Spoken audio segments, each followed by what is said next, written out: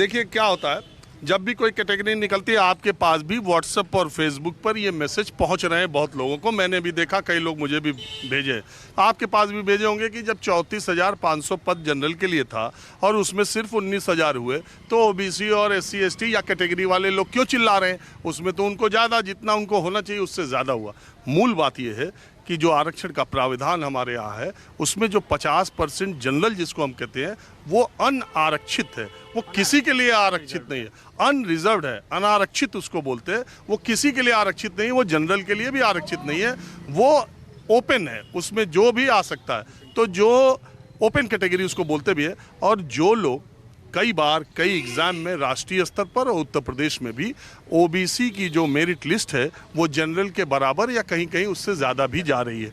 अब इस बेसिक्स ये जो टीचर का हुआ था इसमें ओबीसी और जनरल की कैटेगरी के कट ऑफ में मुश्किल से 1% 0.01 का फर्क है सर, मुश्किल से 1% से कम का फर्क था। इसलिए ओबीसी कैटेगरी के स्टूडेंट्स जनरल कैटेगरी में काफ़ी संख्या में गए और उसमें 6800 के मोटा मोटी एक हिसाब था, 6800 ऐसे बच्चे थे जिनको कि आरक्षण का लाभ मिल सकता था।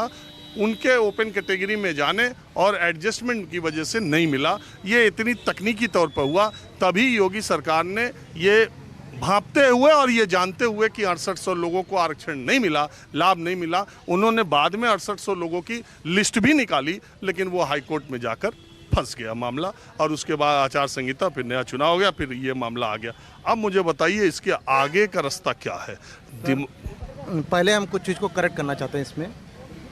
इसमें सरकार ने बड़ी चतुराई से अंग्रेजों की तरह कार्य किया।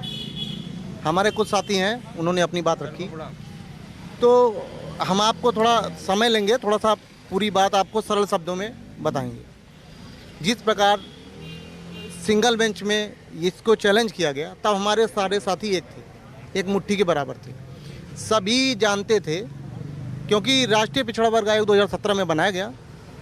जब इन्होंने अच्छा एक मिनट एक जानकारी भी दे दूं तो मैं आपको ये बता रहा हूं, जब ये मामला बढ़ा तब इस कैटेगरी के लोग जो आरक्षित वर्ग के स्टूडेंट थे जिनका ये कहना था कि आरक्षण का लाभ नहीं मिला, उन्होंने पिछड़ा वर्ग आयोग, नेशनल बैकवर्ड कमीशन जो है उसमें अपील दायर की कि हमारे मामले को देखा जाए।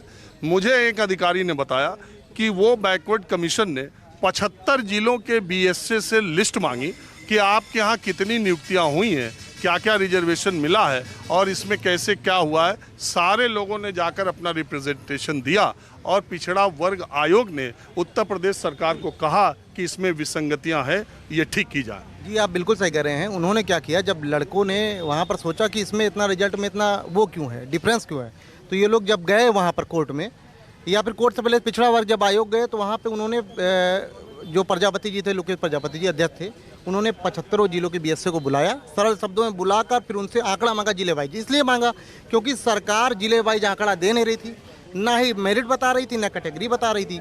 जब वहाँ बुला के पूरा रखा, हाई कोर्ट में वो लिस्ट लगाई गई है, उसमें टोटल सीटें 18,598 या 18,988 सीटें, लगभग 19,000 सीटें उसमें हैं, ये बाकायदा हाई कोर्ट की फाइल में लगा हुआ है। अब वहाँ पे जब ये क्लियर हो गया 18,000 सीटें, तो सिंगल बेंच में जो ऑर्डर आया था, ऑर्डर को हम लोगों ने सिंगल बेंच में लड़ाई की। अगर सिंगल बेंच में जो जज साहब थे, जज साहब शुक्ला जज साहब थे, उन्होंने क्या किया, ऑर्डर तो दिया लेकिन ऑर्डर में कुछ खामियां छोड़ दी, जैसे दोहरा आरक्षण को लेकर। अब आपको ये बता दें, दोहरा आरक्षण के लिए भी लोग कह रहे हैं क्या चीज़ है। दोहरा आरक्षण का मतलब ये है कि उनका कहना है कि हमने 2 बार आरक्षण का लाभ लिया और हमारा कहना है कि हमने 1 बार आरक्षण का लाभ लिया, क्योंकि किसी भर्ती में 1 बार आप आरक्षण का लाभ ले सकते हैं। जब भर्ती हुई तो इसके लिए सिंगल बेंच में इस चीज़ को फॉलो करते हुए कि वो आरक्षण, दोहरा आरक्षण का हम लोगों ने लाभ लिया, इसको लेकर आप चयन सूची को रद्द करें और चयन सूची रद्द करने के बाद जारी करें। तब इसको हम लोगों ने डबल बेंच में चैलेंज किया। क्यों? एक बात बताइए, मुझे कुछ लोग कह रहे थे कि ये आरक्षण जैसे CSET और सुपर टेट और सुपर टेट की जो एग्ज़ाम होता है, तो अगर किसी रिजर्व कैटेगरी के कैंडिडेट ने उस एग्ज़ाम को क्वालिफाई करने के लिए बैकवर्ड का या SC का रिजर्वेशन का फ़ायदा लिया, उसको क्वालिफाई किया, तो एक बार उसे आरक्षण का लाभ मिल गया, फिर उसे नौकरी में दोबारा कैसे मिलेगा? ये भी तो एक सवाल उठाया जा रहा है। जी सर, यही चीज़ की एक पात्रता परीक्षा है। टीचर जो टीटी है वो भी एक पात्रता परीक्षा है, और ATRE जिसे सुपर टेट कहते हैं हम लोग, जिसको सहायक अध्यापक भर्ती परीक्षा पात्रता परीक्षा कहते हैं, क्योंकि ATRE assistant teacher recruitment eligibility test. तो अब ये एक पात्रता परीक्षा हो गया। तो जब पात्रता परीक्षा में जो लाभ लिया जाता है उसको नहीं जोड़ा जाता है। जो भर्ती में हमारी परीक्षा, जानते हैं आप कहाँ से स्टार्ट हुई, दर्शकों को बताना हम चाहते हैं आपके, कि जब टोटल 4,10,000 लोगों ने पेपर दिया सुपर टेट का, वहाँ से पास होते हैं 1,46,000 लोग। उसमें भी बड़ी विसंगतियाँ आई। 148 नंबर लोगों ने पाए। डीजे वाले बाबू राष्ट्रपति का नाम मोदी बताते हैं या कुछ भी बताते हैं, बड़ी विसंगतियाँ हैं। उसमें नंबर लोगों हाई क्लास हैं, एक साथ एक बच्चे गोरखनाथ सिंह, उनके 3 बच्चे, 126 नंबर, 127 नंबर, 127 नंबर, लगातार एक ही कॉलेज के कई नंबर बढ़ के आए। इसमें विवाद रहा। इसमें STF जाँच लगाई। हम लोगों ने CBI जाँच की मांग की थी, वो भी प्रयागराज को सौंपा, SP प्रयागराज को सौंपा गया। उन्होंने उसको, SP प्रयागराज ने कहा कि आप जांच करो। तो पारदर्शिता का मामला था। योगी सरकार जी की मतलब कि जो ये था कि यहाँ पर कुछ भी गलत नहीं होगा, उन्होंने फॉलो किया। उन्होंने 10-12 जिलों में निकाल दिया। कई विद्यालयों में नकल हुई है। अब नकल होने के बाद जब ये दोहरे लाभ पर बताइए ना एक बार, जब आप सर बात पूरी कर लें तो वो पात्रता परीक्षा है, उससे नौकरी नहीं मिलती। तो 1 लाख सर, वो मैं बता रहा हूँ। जो आप TET में छूट की बात करें, ATRE में छूट की बात करें, आपने कहा CSET में। देखिए, जो IAS का पद होता है, जो UPSC एग्जाम करवाता है, उसमें अलग अलग कैडर होते हैं, अलग अलग पोस्टें होती हैं। हमारे यहाँ जो परीक्षा होती है हाई स्कूल, आपने जी पूरी बात नहीं बताई। उसमें मैं बता दूं, जैसे कि UPSC का एग्ज़ाम होता है तो वो 3 चरणों में होता है, प्रीलिम्स, मेंस और इंटरव्यू। तो प्रीलिम्स में 10,000, मान लीजिए 10,000 के आसपास लोग क्वालिफाई करते हैं। उस वक्त ये रिजर्वेशन नहीं होता कि उस 10,000 में 27% OBC है कि नहीं, 50% SC है कि नहीं, ये होता है। मेंस में भी ये नहीं होता।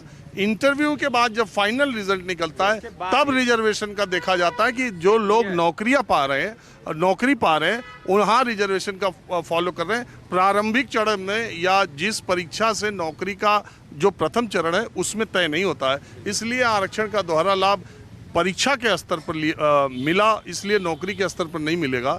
ये इस पर खारिज होता। मुझे लगता है कि जी एग्जैक्टली राइट, एकदम सही कह रहे हैं।